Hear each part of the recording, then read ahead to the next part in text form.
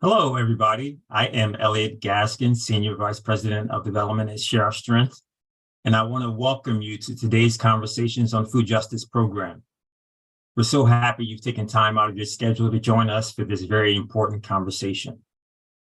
Special thanks to our partners at Food and Society at the Aspen Institute, Executive Director Corby Kummer and Mary Castillo, as well as all of my terrific Share Our Strength colleagues, especially Julie McNulty for her incredible leadership. This will be a lively conversation, but we are eager to hear from all of you. We'll devote about 20 minutes at the end to Q&A, so please put any questions you have into the chat. Also, please note that we'll have closed captioning and Spanish language translation available via the language button. Thanks to the folks at Community Language Cooperative for continuing to be a great partner with us. At Share Our Strength, we believe that food should be a basic human right. For more than a decade, through our No Kid Hungry campaign, we have been focused on addressing the startling fact that millions of kids do not have reliable access to food. No matter who you are or where you live, you deserve to have access to 3 healthy meals a day, 365 days a year. What may be even more shocking is that in a land as prosperous as ours, not only are millions of families facing food insecurity, but millions do not have access to reliable and healthy clean water. The impact of this is profound. It has a deep effect on the health and well-being of millions of Americans. It is in our nation's best interest economically, politically, socially, and morally to solve these eminently solvable challenges. Today's conversations will help you understand more about the challenges around water equity and hear from some extraordinary leaders who are tackling it and developing solutions. I am pleased to introduce our powerhouse group of panelists. You'll find a link to their full bios in the chat. Mami Hara, CEO of the U.S. Water Alliance.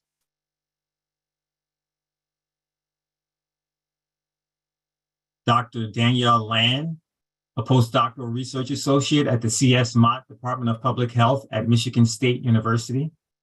Welcome. Charita Harrell, associate artist at Quilting Water.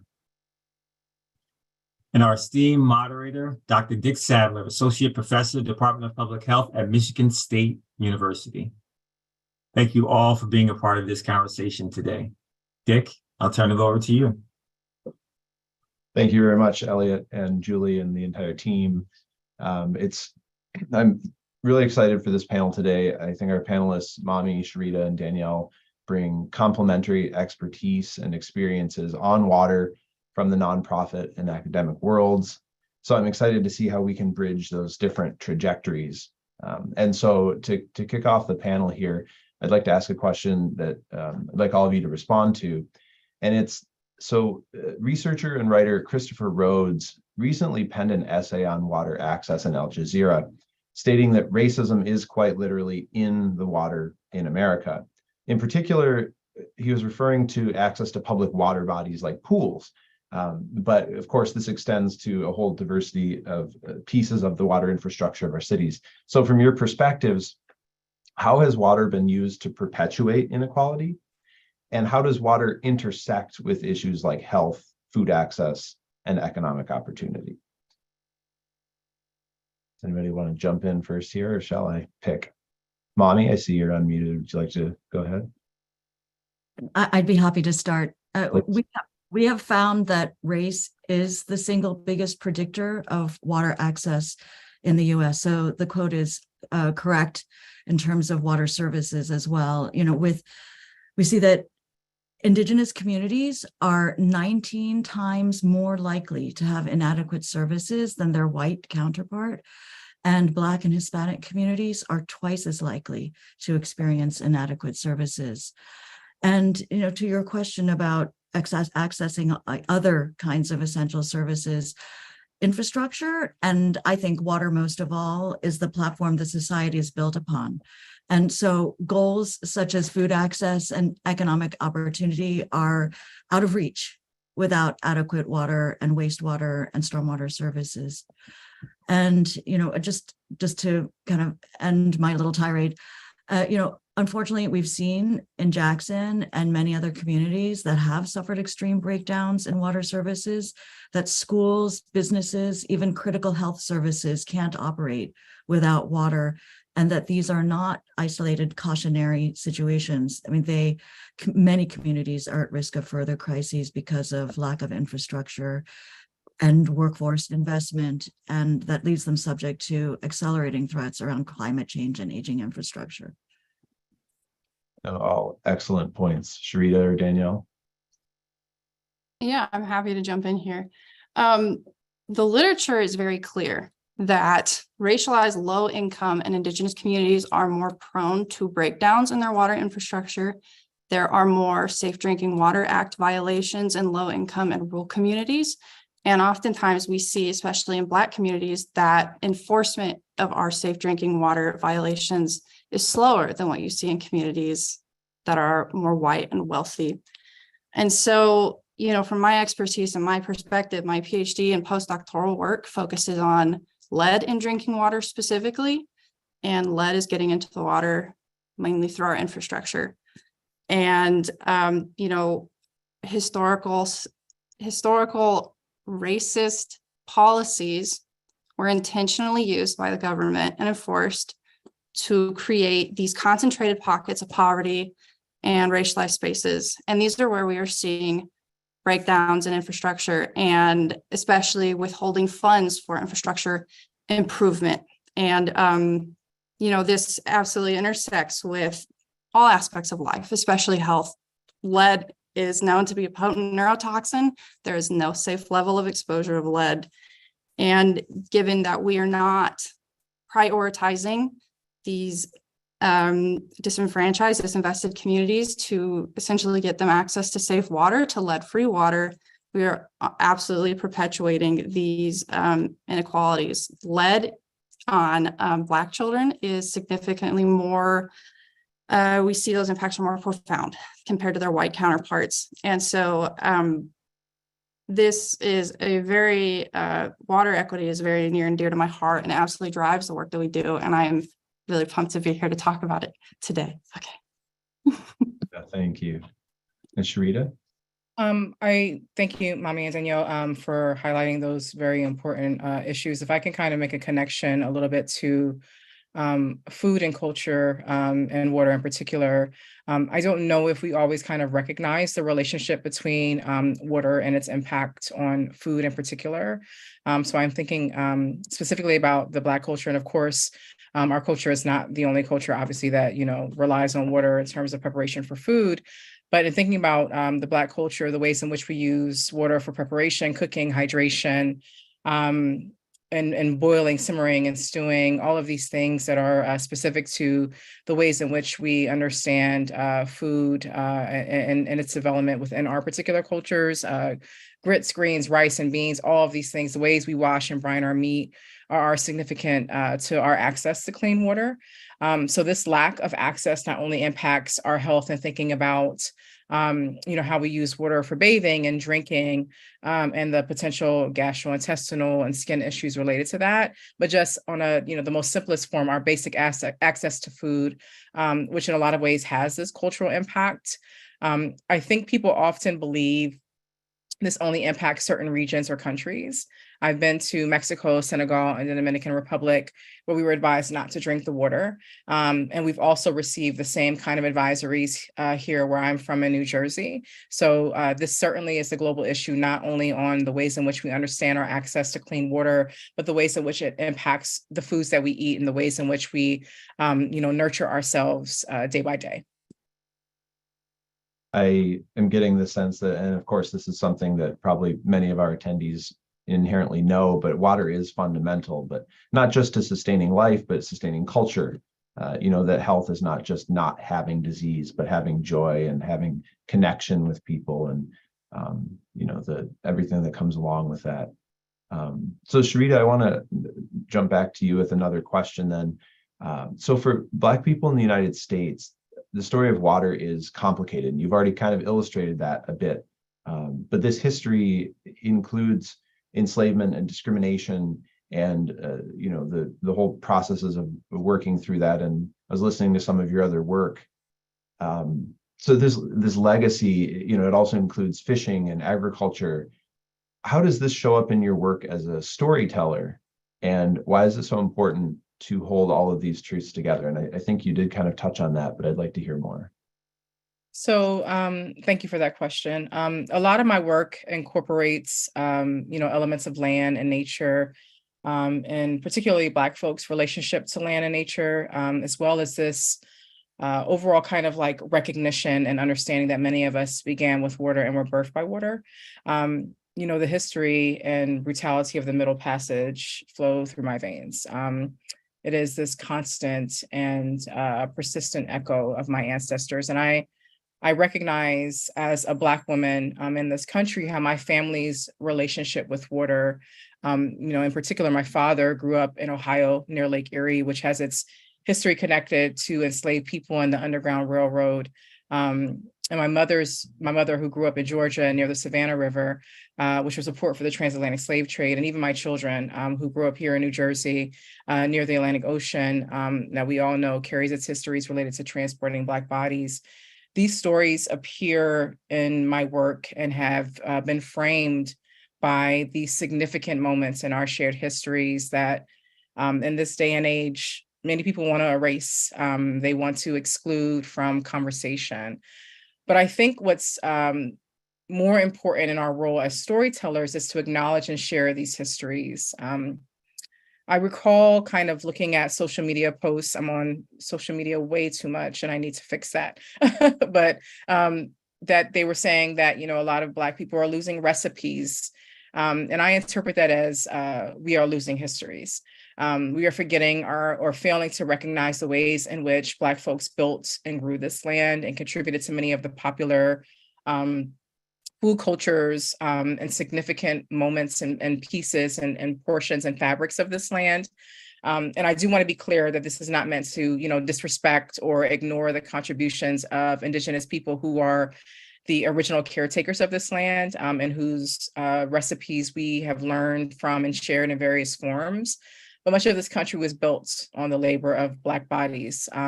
So foods such as okra and peas and grains and fruits were brought here, as well as techniques for cooking yams and rice. And enslaved Africans even braided seeds into their hair. So our ancestors were farmers, forced or otherwise. And this relationship to food was colonized and stripped away. The number of Black farmers over the last century has decreased from around 14% to 6% to 2%.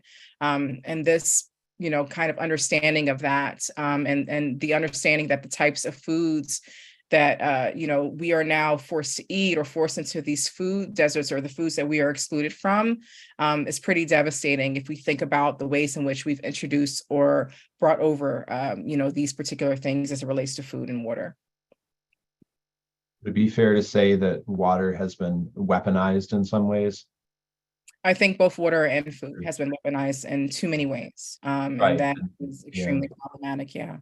Right, in the ways that they're connected and as you said, how recipes disappear, and then as a function of that, it's like losing a part of culture.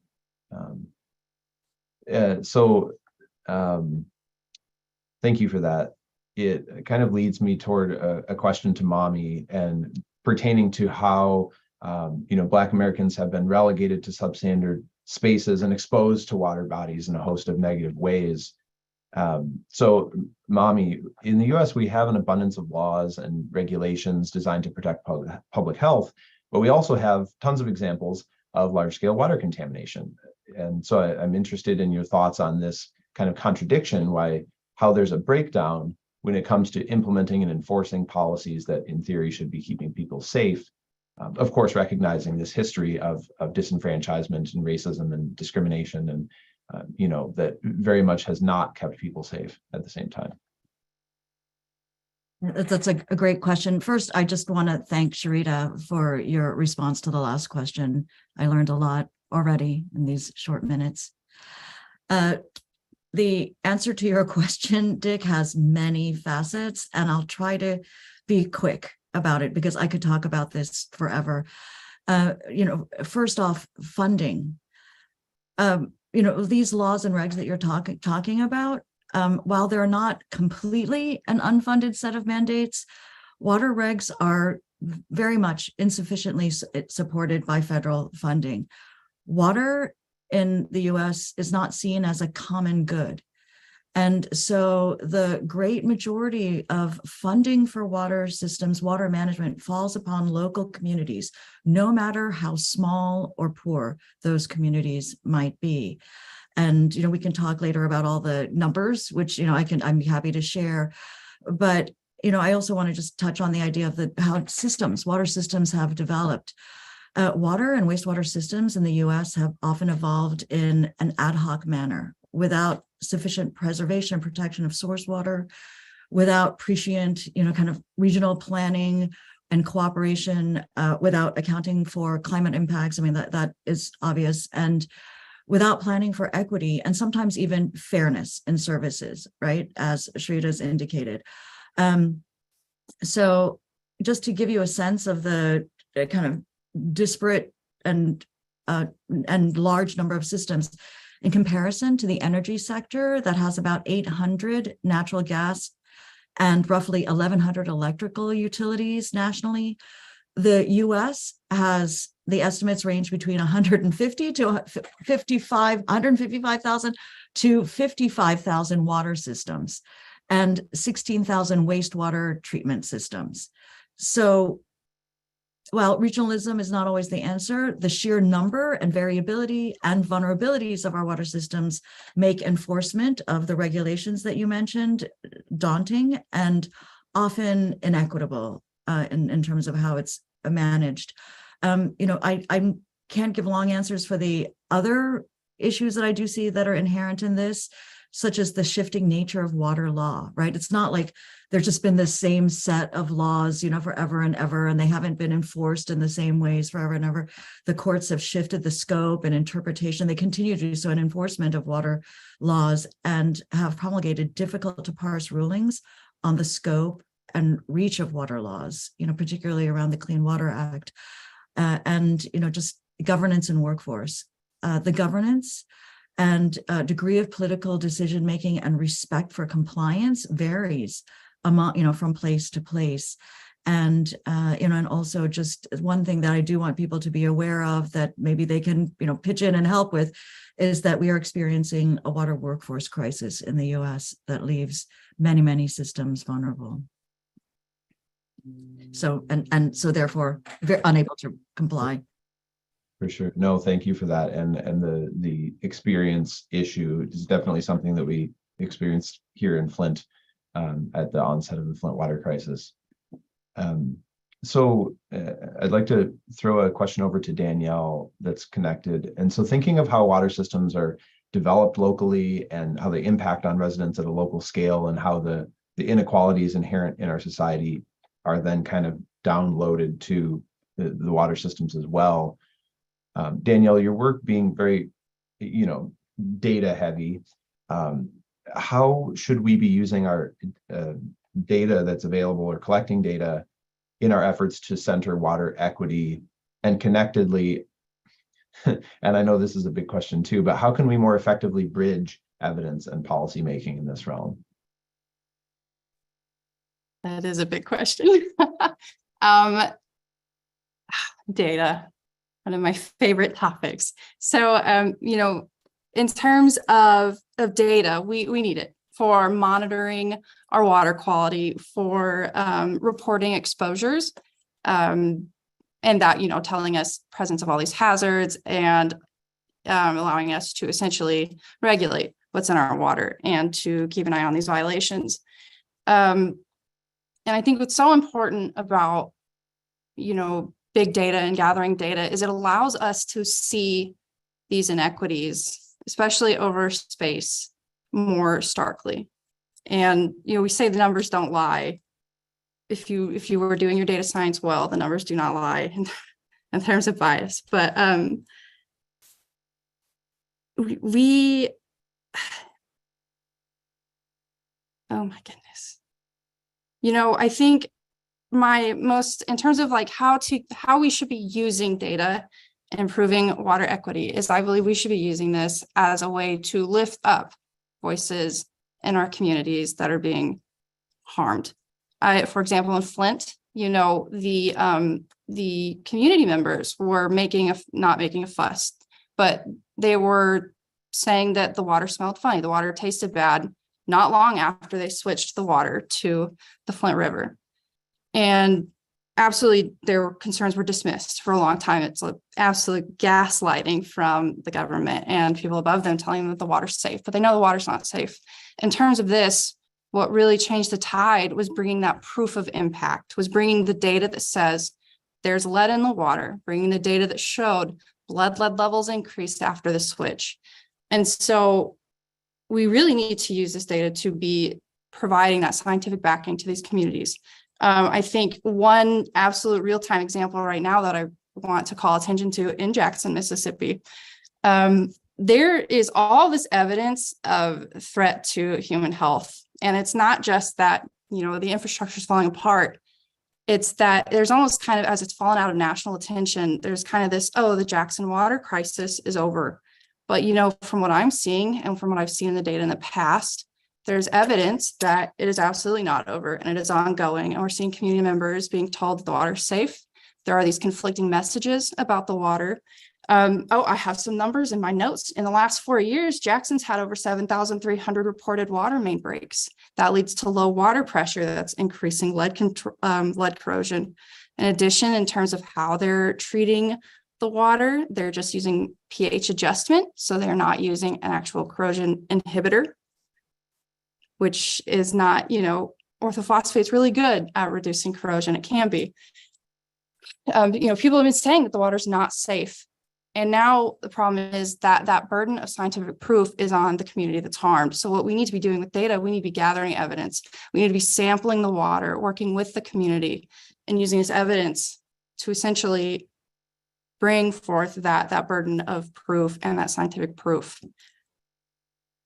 And again, importantly, that data should be used to leverage and increase the voices in the community. Absolutely. Yeah. And it kind of makes me think of the way that urban planning was delivered in the 50s and 60s. It's all this like rational urban planning, but it's very much rational the way that some people like to use the word logical today. It's just like ignore people's problems, ignore people's voices. We weren't using evidence to lift up voices. We were, and we saw this in the Flint water crisis too. It was inconvenient, I think, was one of the governors or one of his aides words in emails back and forth that there was an issue going on in Flint. It's like, oh no, we don't want to deal with that. It also makes me think of people who are like allergic to evidence. So yeah, very, very disconcerting. So I'd like to throw another question back over toward Mami.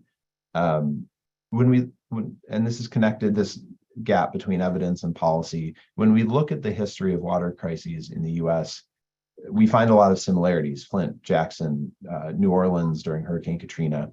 What's going on? Do we assume that these outcomes are known, that policymakers and institutions are just unable to learn from them? Is it that they're choosing not to recognize that there's issues, that there's lessons learned that that we can build on? Why do we keep making the same mistakes?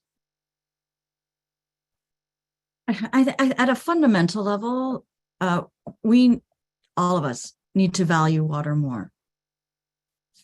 And there are many aspects of that issue.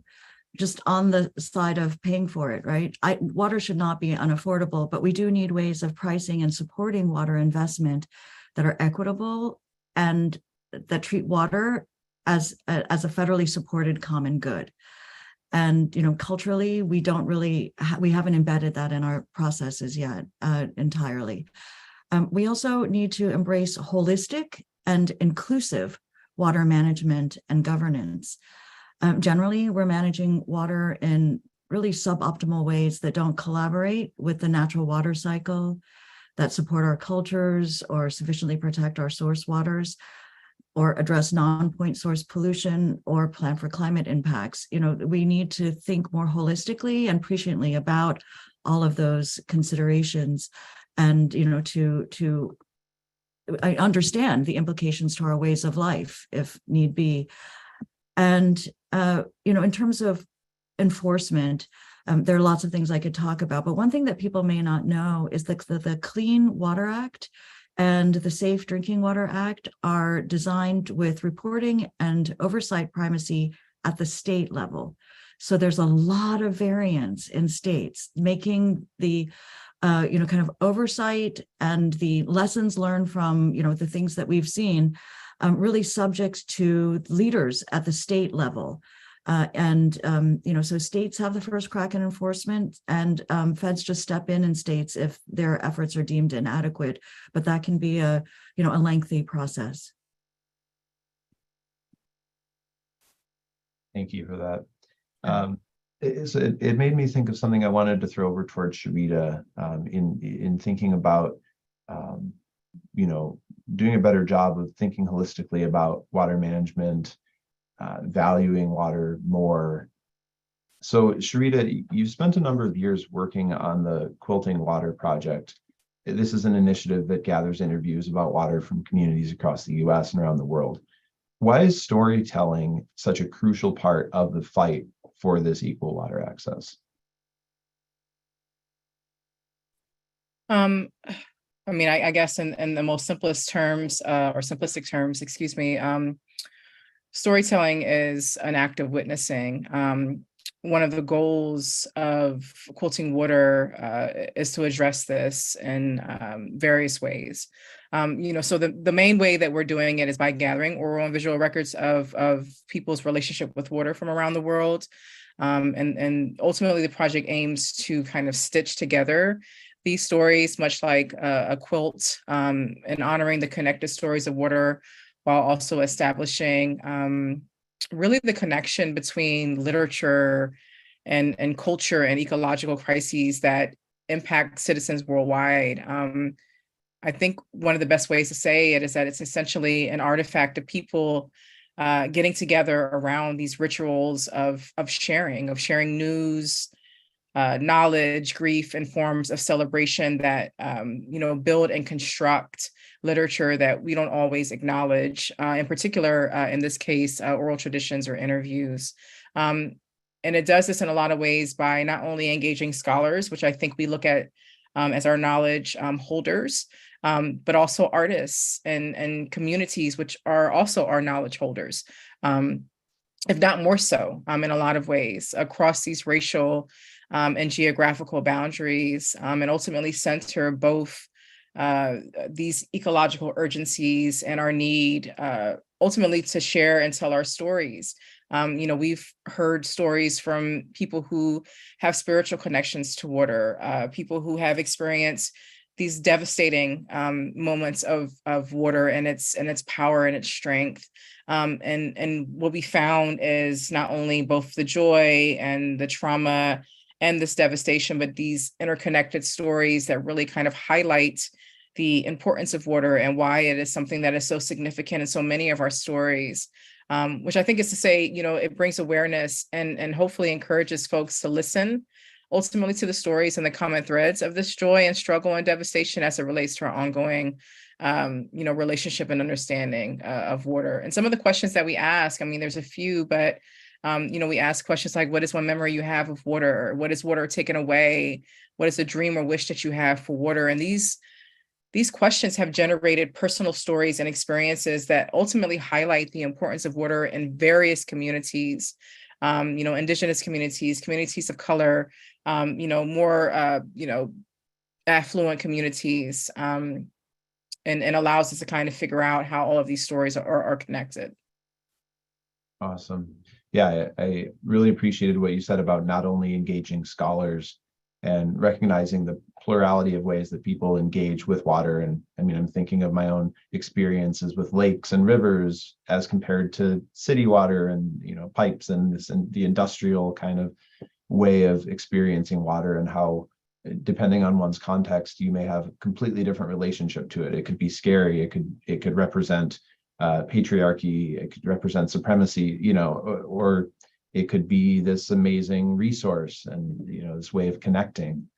And so I want to throw this question over toward Danielle, especially thinking about that, the thread of, other people being knowledge holders, and what Shrita said about like not engaging only scholars, and arguably how, I think, Danielle, you probably don't have the attitude that an engineer from the 1950s might have had, coming into this from a different perspective. And knowing that your work revolves around making communities aware of the risks of unsafe drinking water and finding on the ground solutions that can help make families safer today. Tell us a little bit more about what you've learned so far and or what you'd like to be working on in the next few years. So oh man, I wish I had more time. I could talk about this all day, but so I am currently continuing my PhD work at Michigan State with the Pediatric Public Health Initiative. We are absolutely dedicated to improving the outcomes of Flint children. And what I am very excited about is we are working on making a water-led risk score. And so, after through the Flint water crisis, we've been collecting data. It all comes back to the numbers. And there's all this information coming out of Flint that we can use to better inform policy, better inform how we interact with the public and communicate our findings. And of course, in terms of lead, we are using this data to try to inform how we get rid of lead in the environment. And so, this water lead risk score, we are looking at all this data from blood lead levels and water levels, the water service line material, as well as information on homes, how old they were. We are looking at including, indicators of housing discrimination. Rick's done some great work with essentially having like redlining and gentrification as a variable that we can try to put into these models. And the whole point is to essentially at the house level, predict the risk of having lead in your water. And so the short-term goal and idea for this work is to use it specifically in Flint if we can better target the areas that were more likely to have been exposed to lead. We can then connect them with the Flint registry and with resources needed to kind of mitigate the impacts of the water crisis. Then long-term, of course, we have so many reactionary policies with lead. For example, we wait for a child to have a high blood lead level in terms of public health intervention. We wait for someone's water to test high for lead to have a system-wide intervention. And so the idea is to create this publicly available tool that we can find those areas and go after them and essentially, educate homeowners and people in that area about the risks that they're facing, and doing this all before they ever have a high water lead test. So, there's just one way of really trying to implement these primary prevention practices and how we can use data to do it. Nice, thank you. It makes me think about the broader issues of water justice and other colleagues I've had who work in environmental justice and water justice. And so, for example, a colleague I have in Grand Rapids who visited Standing Rock, and the ways that those of us working in this space find solidarity in other domains. And so this is a question for any and all of you. And so we've touched on it briefly, but I wanted to come back to the idea of how Indigenous communities have lost access to and not just access to their waterways, but had their waterways disrupted and messed with through government sanctioned dispossession. And so what common experiences or lessons could we find between Indigenous and American Indian communities and the Black community at large?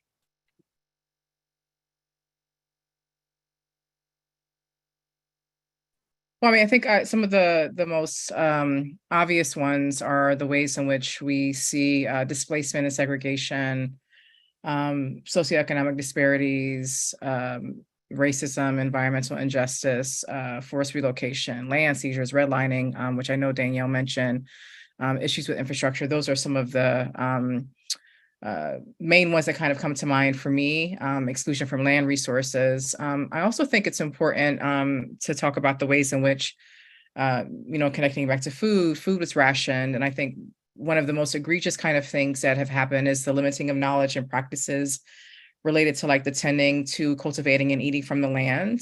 There's been this kind of process through history of, we will take this knowledge and we, the government, will feed you. We will care for you. We will take care of you. And we know that caring and taking care of is not in the ways in which many people would understand it to be beneficial or effective. Thinking about the agricultural knowledge, the knowledge of food and water and just the land within itself, and how much of that was stripped away. We were placed into food deserts and have a lack of access to food and obviously clean water that are the things that we need to survive. Those, for me, seem to be kind of the most obvious problems that exist both between the Indigenous communities and the Black communities.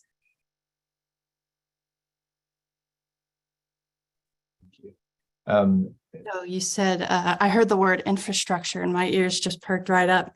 I think one very specific thing in terms of Indigenous communities is that lack of access to infrastructure. So when the United States implemented these landmark regulatory policies, the Clean Water Act, Safe Drinking Water Act in the 1960s and 70s, initially tribal lands were not in them. And so, when we put forth all these regulations, the government essentially we increased our spending to improving water infrastructure.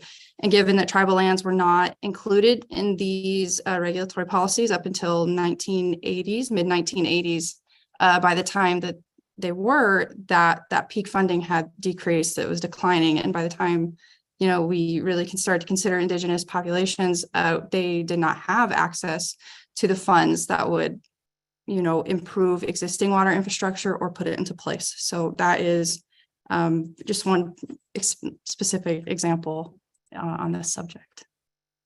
Yeah, these kind of parallel rules that apply in some places and not in others. And Mommy, I wanted to kind of thread in a question that would be connected to your potential response coming here. But because I was thinking about land dispossession and how it's often the land that's deemed most valuable that's stolen. And so if we're talking about, or we're also thinking about impacts of climate change in communities, many communities experiencing flooding or droughts or both in the same year, how do we prepare our communities for this, particularly communities that have been kind of put on leftover land or leftover neighborhoods or left behind otherwise? How do we play catch up on building the infrastructure that we need across the board?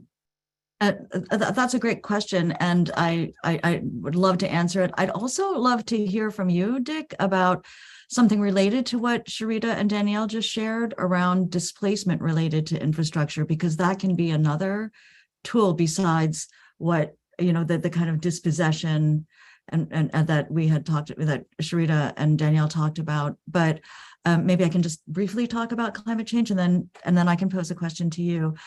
Yeah. But we are, I think, not confronting that this is not just an infrastructure issue when we address climate change and water. It's really about our ways of life. Our communities and our environments are changing irrevocably, whether we acknowledge it or not. And so to really address it is going to take a significant investment in community-informed planning, real authentic community engagement and inclusion in developing investment schemas that are integrated and that help to build community resiliency, right? It has to be kind of an inclusive all hands on deck approach. And, also the water sector is starting to really grapple with its part in adaptation and mitigation around climate. Often water is seen as the place of impact, but not necessarily the pathway for solutions. And, we all collectively have to examine what that means, because I do sincerely believe that water can be part of the pathway.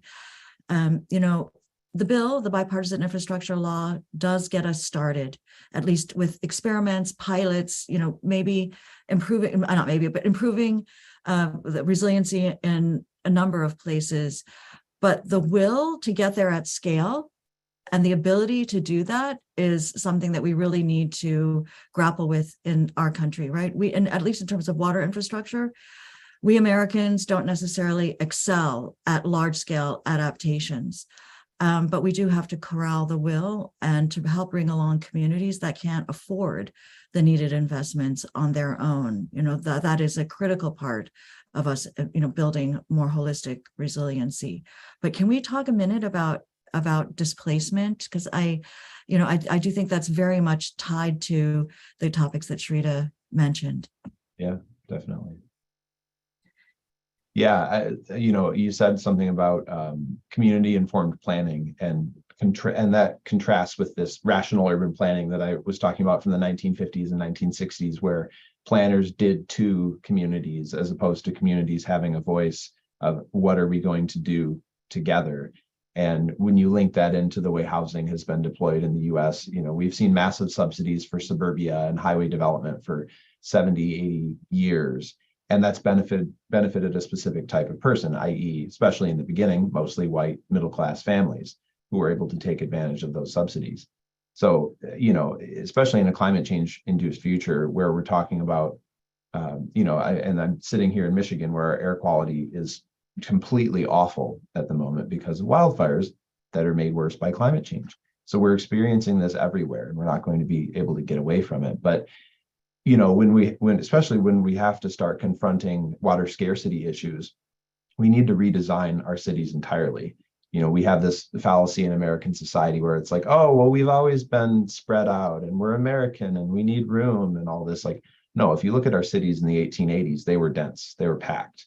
The sociospatial inequalities that exist today weren't the same. We obviously had other huge societal issues in the 1880s, but the way that people interacted in cities was much tighter. We need to get back to building denser cities, because without mixed income, mixed land use communities that have smaller housing options, we will be wasting the precious resources that we have in terms of water and other infrastructure. That's kind of fundamental to all of this, I think. Yeah. I'll take a quick pause if anybody had other thoughts related to that. And then I think I'll navigate us to one of our final questions. So, I think this might be connected to, I mentioned we're not going to be able to escape this climate change induced future that will, make resources more scarce. But currently, many of us have lived in these communities where, we don't have to worry about access to clean water. We can place our trust in the public goods that are afforded to us. We don't have to think about what decisions have been made that might make this water unsafe, or might make this infrastructure less safe or less reliable.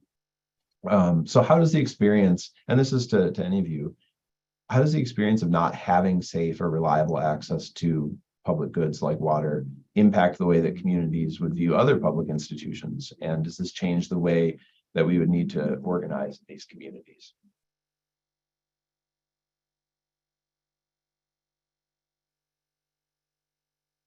I can bring up something that I've been seeing in communities that have experienced significant long-term water stress, is that to your question of how do we organize in these communities, water stress can have significant mental health and community health impacts. And that constant stress can make it very difficult to build trust on so many levels across so many different parties.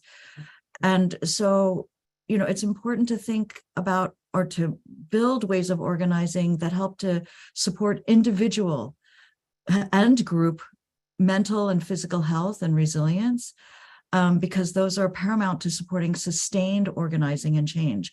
People who are constantly stressed by multiple things cannot, maintain the energy and the kind of trust that's important for really effective movement, building and management. And so, what I'm basically saying is, organizing has to be about taking care of people and each other.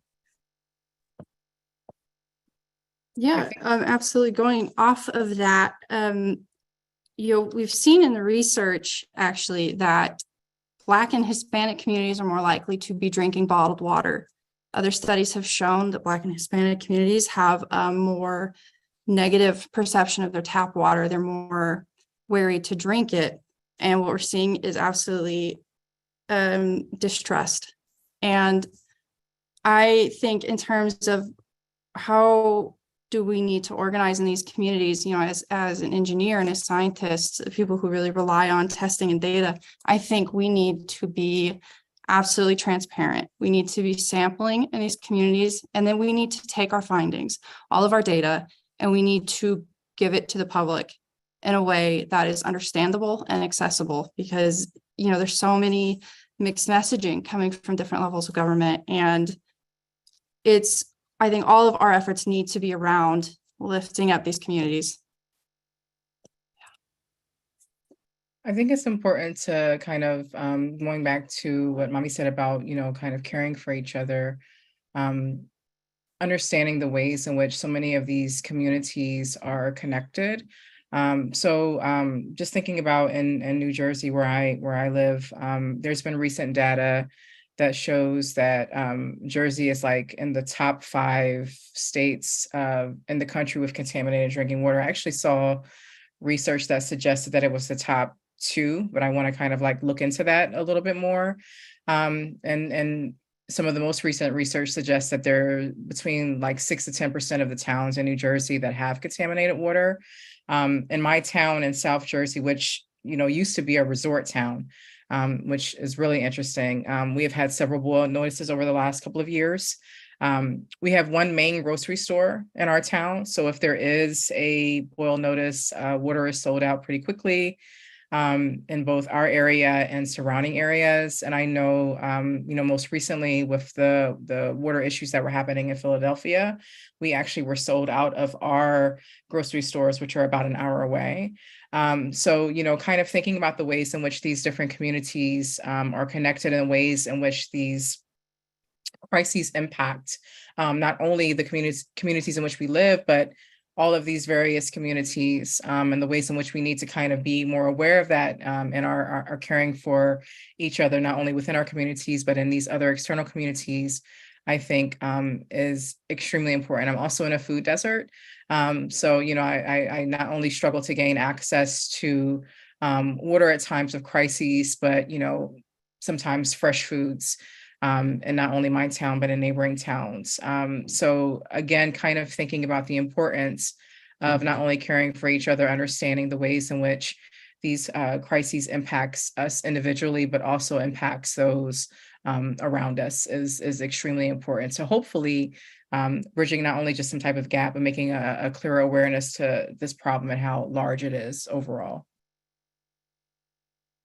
Yeah, thank you for that. And so we've talked a lot about especially insofar as the like municipal water systems impact health. One thing we haven't really touched on, but that I think is of cause for concern, and especially in a future where there may be more self-reliance. When we think of rural areas and the ways that people access water there, whether through private wells, which themselves are reliant on the health of the ecosystem surrounding it. What kinds of challenges might be unique to rural areas, and how might those connect to foodways in those places and food production? And this is something one or all of you could respond to. So I just to jump in here real quick. I did my undergrad and grad work in Iowa. we got a lot of corn out in Iowa. We have a lot of, we use a lot of fertilizer. We put a lot of this waste on the fields. When it rains, it's running off. We have very heavy agricultural pollution in our waterways. And ironically, a lot of the corn that we produce is not for eating, which, you know, I could talk about that all day. But, you know, we're seeing that private wells, by the way, are absolutely unregulated. So the health of that well is up to the well owner, meaning that any treatment, any testing is really kind of up to them and their initiative and their knowledge of what they need to be looking for. We see that there are more of these Safe Drinking Water Act violations and these health-based violations. They're more in more in private wells and unregulated systems compared to regulated systems.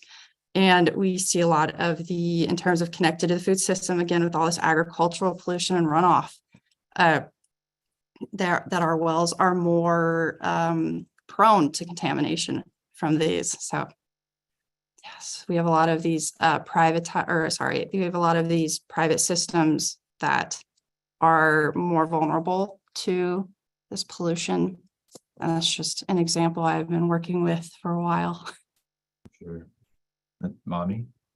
I would just like to add that I think that there's been this long-term kind of false narrative that it's inevitable that people have to move from rural areas into cities, and that people want to leave rural areas and move to cities. And so we shouldn't necessarily invest heavily in water infrastructure and other forms of infrastructure in rural areas, because it is virtually a fait accompli that the demographics will shift so significantly. It's wasted investment.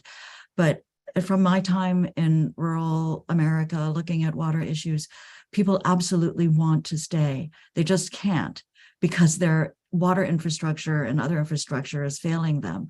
And so, with respect to the chicken and egg, I at least feel that it is that the cause of so much displacement is just our systemic lack of investment in rural communities, particularly rural communities of color, who do want to maintain their culture and community bonds, but just can't because they're insufficiently supported. Yeah, it's similar whether we're looking in cities or rural areas, right? We see these patterns of disinvestment that impact the most societally marginalized groups. The minoritized groups. And I think there's a connection to the exploitation of water resources in rural areas as well by large corporations. So I know here in Michigan, we've had issues with Nestle and this kind of dynamic between people in Flint drinking bottled water and being beholden to those interests and purchasing bottled water once it was no longer being given away from the companies that are getting these contracts to drill for water in rural areas and draw down the water tables in these places. So that's kind of a solemn view. And so to wrap this up, I'd like to give you each a minute, perhaps. What has you feeling hopeful right now? What's something that we can, obviously we're not going to go out of this thinking that everything's great and perfect, but what's one area that we can latch onto and, go forth and do some good work in? Danielle, would you like to lead us off? It's, the whole breadth of water and equity. It is such a large and massive undertaking that is overwhelming when you look at it. I feel I've had a lot of, what can I do? And if I feel almost powerless, I'm not even in communities that theoretically don't have safe water. So how must they be feeling? Something that I do feel hopeful about, with the, as Mommy brought up earlier, the infrastructure bill, the fact that we're putting billions of dollars dedicated towards updating our water infrastructure, and that we're pushing this, replace the lead service lines. I did not believe it when that came out in the news. I never thought that, that stance would be taken. And so I think I've seen absolutely this new, not renewed interest in water, but it's absolutely gaining attention in updating our infrastructure and making water a priority. Also in our, at PPHI, we have some wonderful programs that are going after reducing lead in children in such an interdisciplinary way. We are tackling it from all these multiple perspectives, and to see it all coming together and working in such a wonderful way absolutely does bring my cynical heart back from the dead a bit. Awesome. Mommy? I echo a lot of what Danielle said. Some of us in the world of water, we're saying among ourselves, this looks like it's water's moment. Just encouraged by this conversation that there are people here, brilliant people here, working on issues of water and who want to figure out how to get engaged. The bill plus the push on greater technical assistance, that are focused, that's going to be focused on environmental justice communities is a ray of hope, even if it's not enough money for everything, everywhere, for everybody. It is a beginning, and we can really, I think, if we can collectively work together, build from it, and highlight great examples and continue to get more funding, there at least there's hope. Where for most of my entire career, there had been no real pathway for large scale funding and technical assistance to EJ communities. So I'm hopeful that this is water's moment. And I'm so glad we can close with Danielle, with Sharita. Yeah. Sharita, last word to you. I'm just glad for the conversation, and I'm hopeful for the conversations that are coming through Quilting Water. This idea of water as memory and storytelling, not only as just a resource, but specifically its importance as a source of reflection, of storytelling, of sharing, listening, and witnessing, and of remembering. So that's ultimately what I'm grateful for.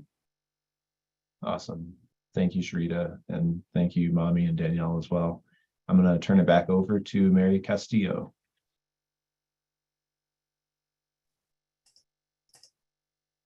Hi, everyone. I'm Mary Castillo. I'm a senior program manager at Food and Society, and I just want to thank our moderator, Professor Sadler, and our panelists, Mami Hara, Professor Sharita Harrell, and Dr. Danielle Land for such an important conversation today. I don't know about you, but I have like pages of notes. And much appreciation to our interpreter, Andrea Stedman Psycho of Community Language Cooperative. And thank you to my colleagues and friends, Julie and Elliot and Faith at Share Our Strength, who with Corby and I at Food and Society at the Aspen Institute produce conversations on food justice. We just appreciate your questions, observations, and especially your eager participation. And I know many of you return to our conversations each time. And so thank you so much. Just please note that an email will go out as soon as this recording is posted to our website. We'll also share the summary report to action. So we also hope that you'll invite your colleagues and friends to join conversations on food justice. And please visit us at our websites and definitely keep the conversation going on Twitter, LinkedIn, Instagram, and Facebook. Thank you so much.